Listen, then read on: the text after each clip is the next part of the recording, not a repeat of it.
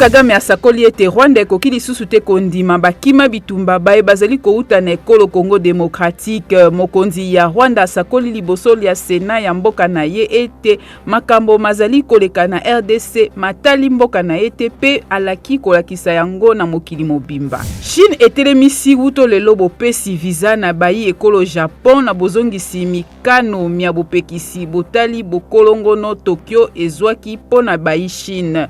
Pékin esakoli pe kopesa ba visa ya mikolo mike na bayi Corée du Sud kaka na bozongisi mikano mitali Covid ezali kongala na Chine. Mbulamatari ya Senegal epekisi ba bus kotambola na butu na bingumba pe mboka pe bomemi na mboka ba pneu basi basalela nsima ya liwa lia bato tukumine omokolo mwa yambo.